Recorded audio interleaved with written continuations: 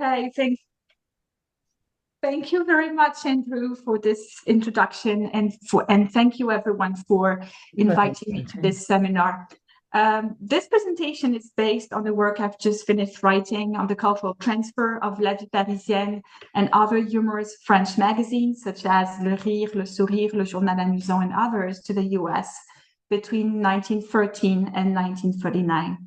First, I'm going to present this work for about 15 minutes, and then in the remaining 15 minutes, I will more specifically focus on the theme of this seminar, the law, and look at how the second life of La Vie Parisienne in the US both challenged the legal framework of new Puritanism and found there an obstacle that resulted in censorship and self-censorship. Let's start with a general presentation of my manuscript entitled Sex O'Clock in America, la fortune américaine de la vie parisienne, le rire et autres journaux amusants français, 1913-1939. La vie parisienne, le rire, le sourire, le journal amusant, and the more or less 15 other humorous French magazines that found a second life in the US in the 1910s, 1920s, and 1930s were a set of light, comic, risqué, satirical, illustrated magazines that cumulatively attracted millions of French readers during the Belle Époque, so roughly between the 1870s and 1914. This is La Vie Parisienne, Le Rire, Le Journal Amusant, and Le Sourire. It doesn't mean that they disappeared in France after 1914, but specialists agree to say that they became less interesting, more repetitive, less popular, and in fact, less culturally powerful. Among all these magazines, La Vie Parisienne and Le Rire had a richer second life in the US than the others, in particular because they had been cultural institutions in France since their birth, 1863 for La Vie Parisienne and 1894 for Le Rire, and also because their modern formula was particularly attractive to Americans. These magazines were conceived as commercial enterprises with an international scope, and they offered an entertaining, made in Paris mix of satirical humor, eroticism, ribaldry, and in particular for La Vie Parisienne, sophistication. 3 remarks on these French magazines. First, La Vie Parisienne isn't in the exact same lineage as the others. It didn't have exactly the same format, the same price, or the same readership, but it still shared important basic characteristics with the others. They were all satirical, illustrated, light, comic, and risqué. To give you an image, La Vie Parisienne was more like a cousin than a sibling to the others. The second remark I want to make is that although these magazines were widely read in France across social classes and for decades on end, from 1870 to 1914 mostly, they have gathered very little critical attention in France itself. There's only one book on La Vie Parisienne, even though the magazine is famous worldwide and was published for over a century. And as for the other humorous magazines in the corpus, apart from a handful of articles, there's only one PhD thesis on a set of 4 of them, and it focuses on their visual culture. The third remark is that the French humorous magazines had European counterparts, although probably less centered on sex and more centered on political caricature. Fliegende Blätter, Jugend, and Simplicissimus were published in Germany. Punch, London Sketch, and London Opinion in Great Britain. Pasquino, Lassino, and Infischietto in Italy. To a lesser extent, other countries also had their humorous illustrated weeklies, such as Russia, Austria, the Netherlands, Poland, Sweden, and even outside Europe, Argentina. All these magazines traded images, caricatures, and jokes, engaging in a transnational circulation that was beneficial to everyone because it meant free content and a sophisticated cosmopolitan touch. So there's definitely here a network of European illustrated magazines that haven't been looked into as such as a network, and which I haven't touched myself because I had enough on my plate as it was. But definitely there's a research topic here waiting to be addressed that would nicely prolong Thomas Smith's excellent book on the European illustrated press and the emergence of a transnational visual culture of the news, 1842-1870. And I think Thomas was your guest in this seminar a few months ago. So why were these French humorous magazines so successful in the US? And what did they do to the American periodical landscape? How did they contribute to reshape part of it? There's a number of reasons for the success of these magazines in the US. First, there was a strong interest in the US in European illustrated magazines at large, so not just the magazines I've worked on. We're used to thinking of the US as a leader in illustrated magazines, probably with Life magazine in mind.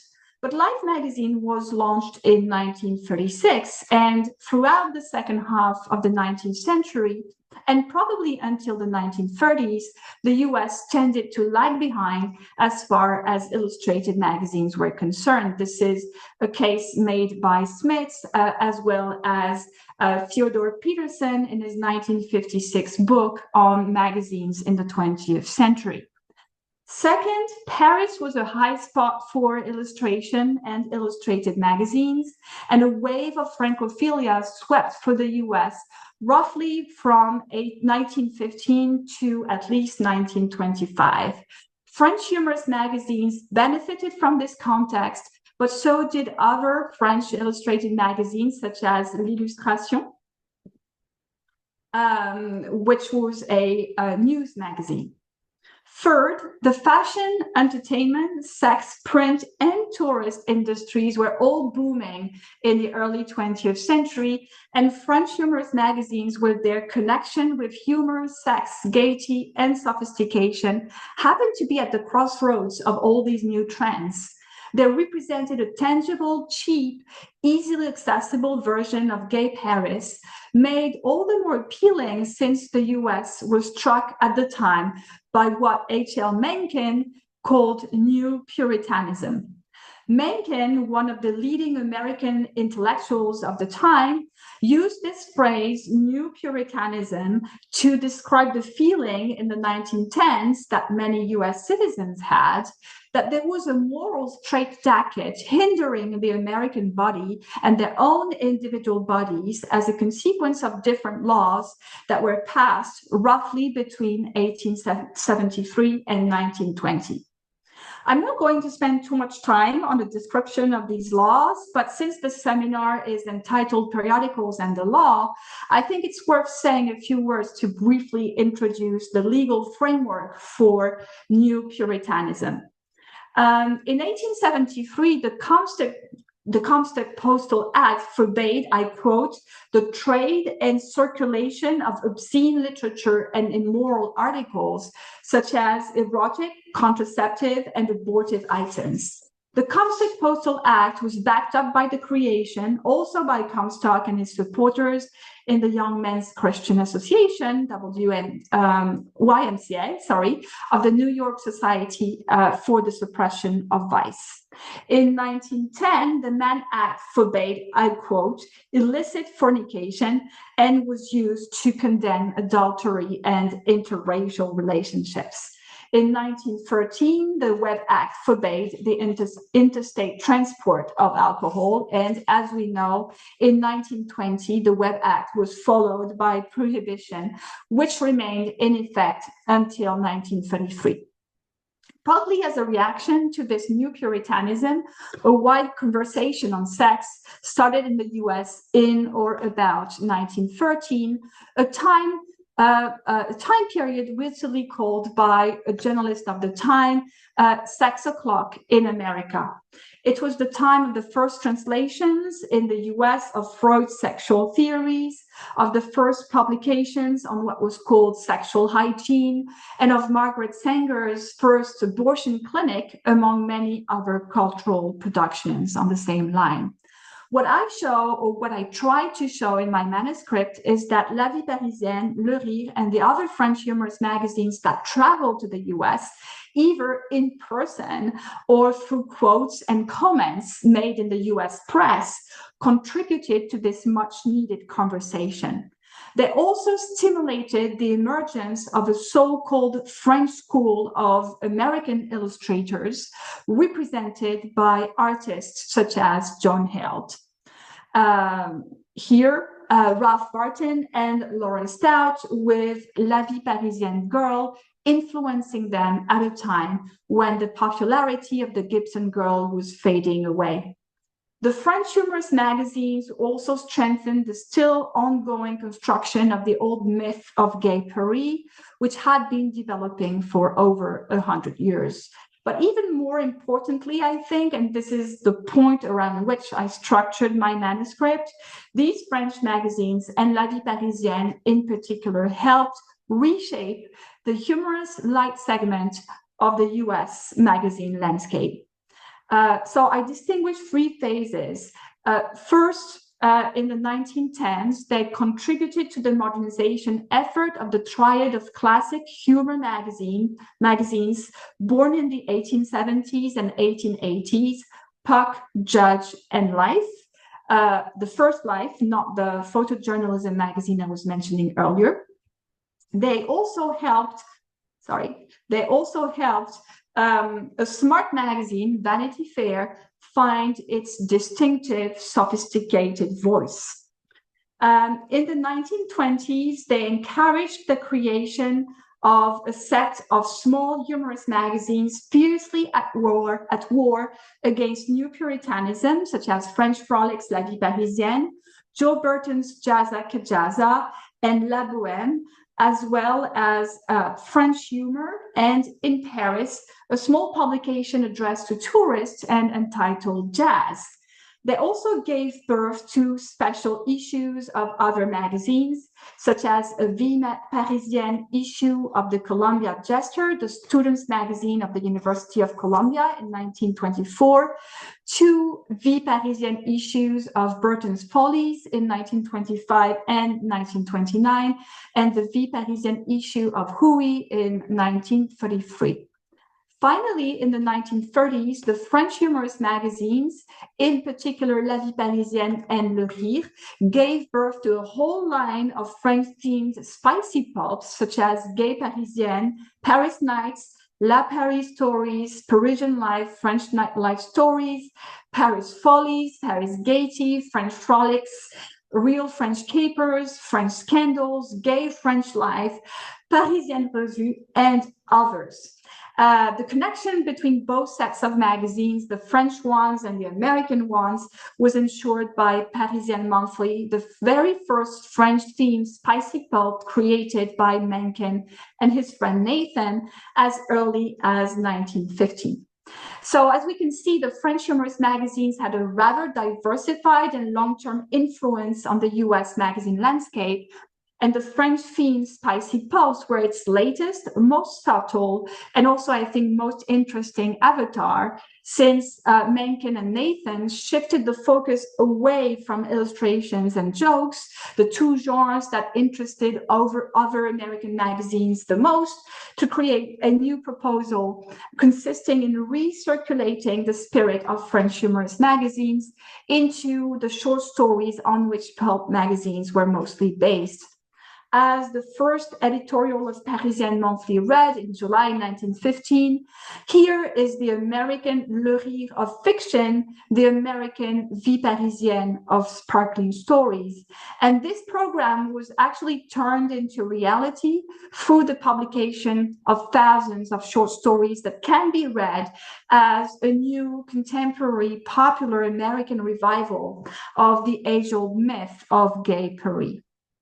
So following this rather general presentation of my work, I'd like to concentrate now on La Vie Parisienne and the history of some of its contact points with the law in the US at the time of New Puritanism, and more precisely in the 1920s, when La Vie Parisienne was not avant-garde, niche anymore, which it had been in the 1910s, but circulated more widely throughout the American cultural landscape, giving birth to American magazines based on La Vie Parisienne or to Vie Parisienne special issues of already existing magazines. I haven't found in the American newspapers of the time that many articles reporting on the censorship of the magazine itself. Like the other humorous French magazines, La Vie Parisienne was mostly read in the US by a rather economically and culturally privileged audience, which was also the case in France, but this was even truer in the US, given the fact that the periodical was in French and was more expensive than in France. However, it was well distributed on US soil in the early 1920s. It was read in gentlemen's clubs, in student dorms, where illustrations were also pinned on the walls. It was accessible in bookstores throughout the country, from big chains, such as Brentano's in New York and Washington, to smaller bookstores like Burroughs in Cleveland, Ohio. This is here an ad for Burroughs, written in broken French, and published in the Cleveland Plain Dealer in 1920. Il n'y a pas à dire, nous sommes les bouquinistes exclusifs à Cleveland. En conséquence, nous avons la représentation pour les revues françaises de qui vous avez besoin. La Vie Parisienne, lecture, la Revue mondiale, le Rire, Annales, illustration. Of course, Cleveland was already a big city in the 1920s with almost 800,000 inhabitants. But in 1922, La Vie Parisienne was also sold in the kiosks in Columbia, South Carolina, which had only 37,000 inhabitants. To the best of my knowledge, censorship actions against La Vie Parisienne may not have been that numerous if we refer to the press of the time, but they still existed. In March 1922, the Evening World Herald reported that issues of La Vie Parisienne had been burned in Omaha, Nebraska, by the chief clerk in the office of collector of the port. The article features a picture of the said clerk showing one of the issues about to be burned. Of course, the reader cannot help wondering whether such a picture and article did not, in fact, amount to free unintentional advertising.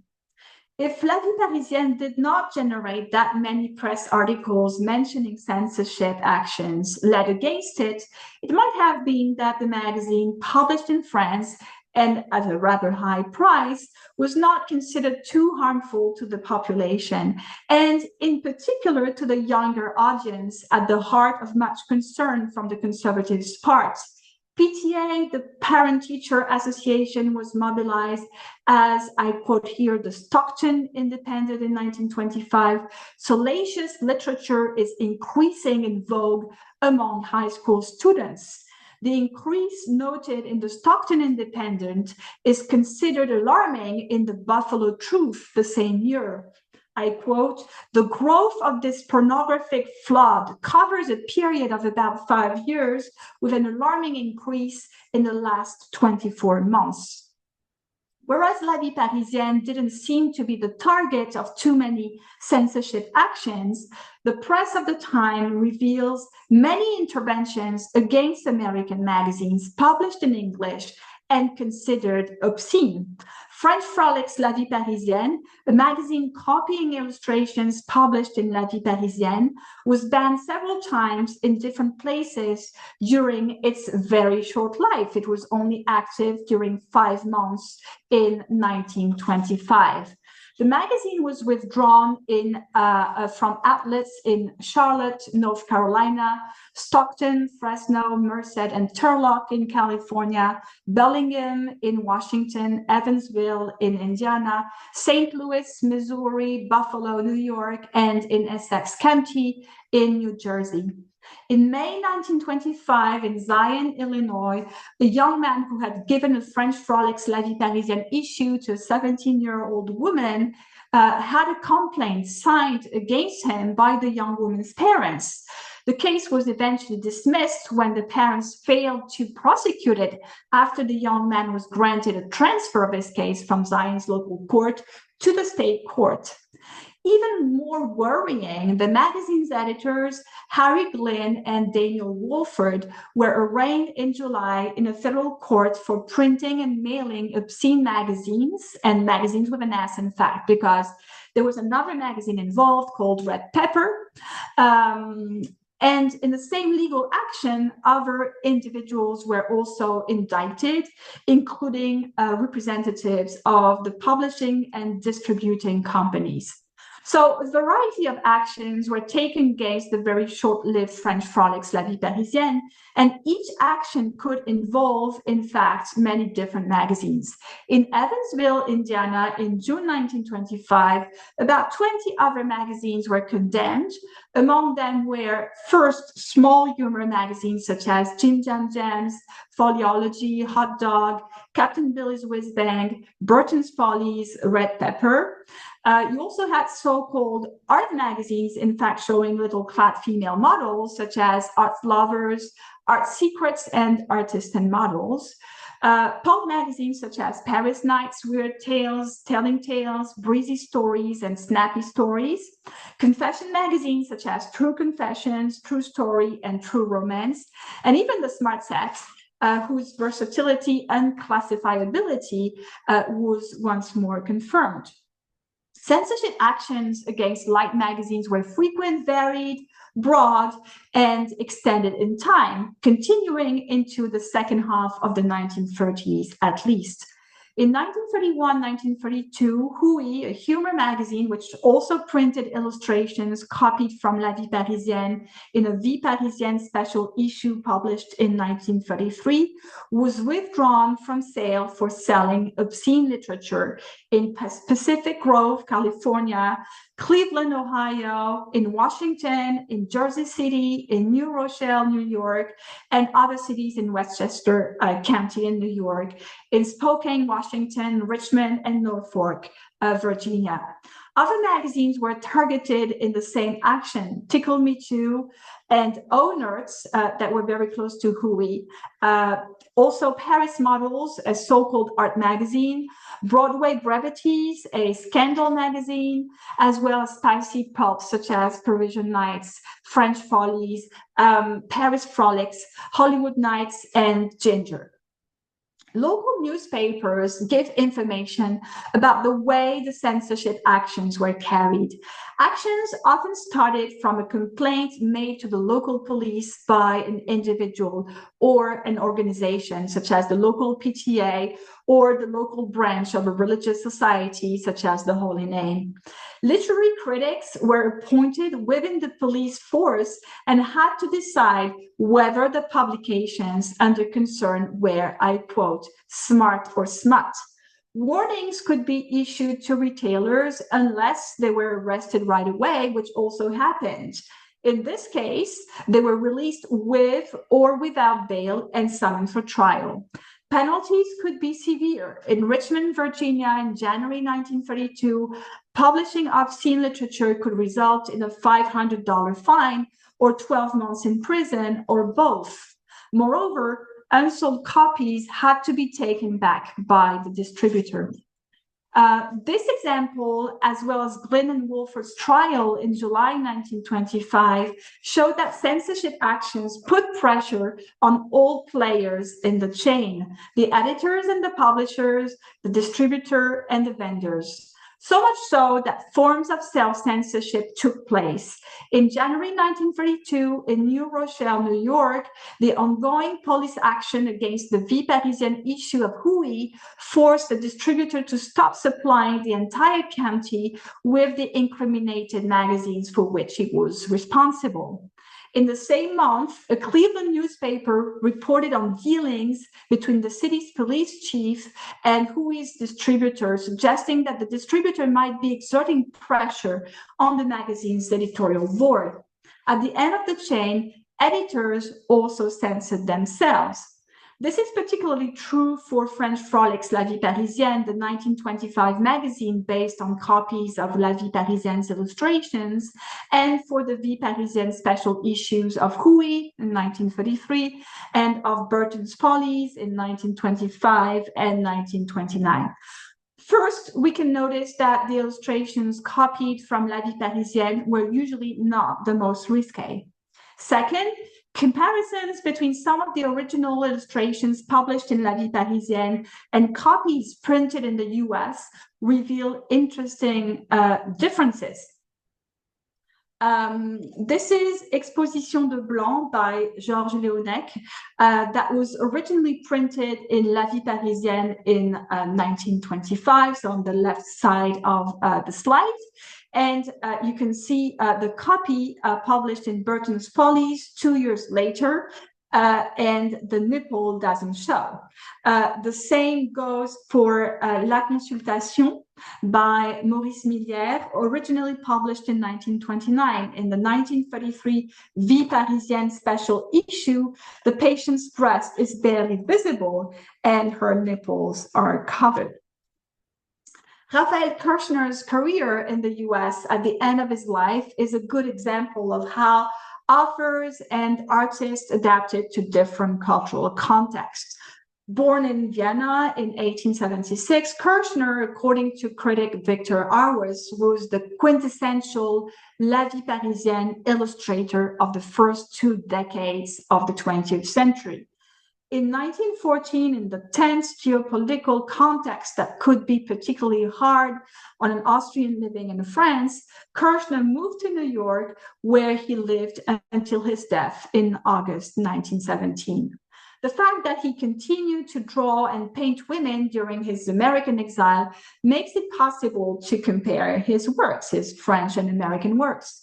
From his point of view, some of the differences between his American women and his French women stem from objective physical differences. American women are more athletic and muscular, he confided to the Sunday Oregonian in November 1916. But other differences seem to stem from different editorial and political contexts.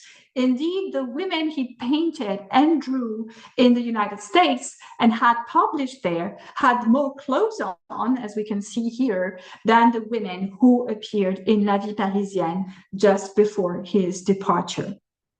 Interestingly, self-censorship could become a weapon. Judges' editors, for example, regularly staged self-censorship in order to denounce new Puritanism. In 1914, Judge's Paris number featured a 3-part comic drawings by Ralph Burten. Fashions for 1914, as you can see here on the left side of the slide, shows a woman in 3 seasons, winter, spring, and summer. The summer drawing represents a seemingly little-clad woman, entirely covered, though, by a white panel.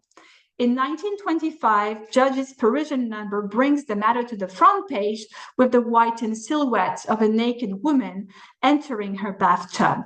The caption reads, "Cut out by censor." And indeed, the 1925 Parisian number came up against the full force of censorship, as foreseen by the editor. The Post Office Department denied its mailing. According to an Associated Press dispatch, the censorship of the 1925 Parisian number was not, I quote, "made to the issue as a whole," the editor said, but particularly to certain articles purporting to burlesque popular French pictorial periodicals.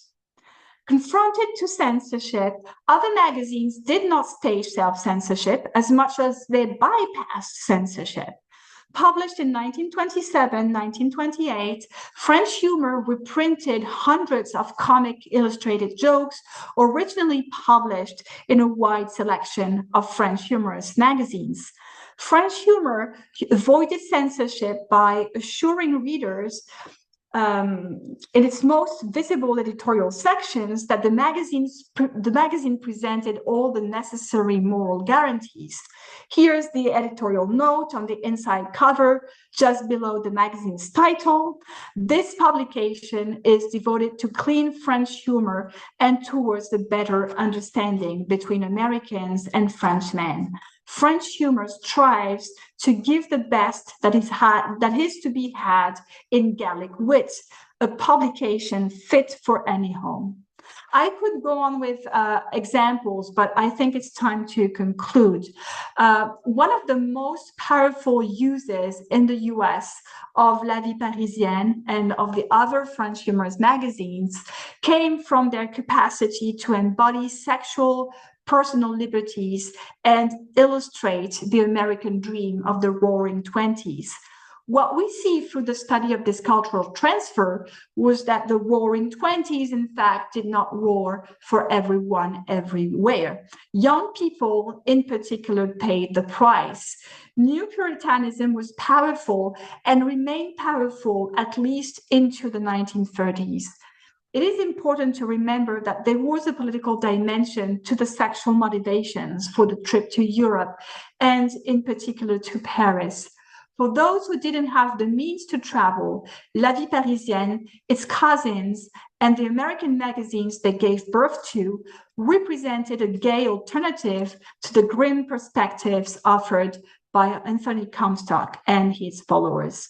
Thank you.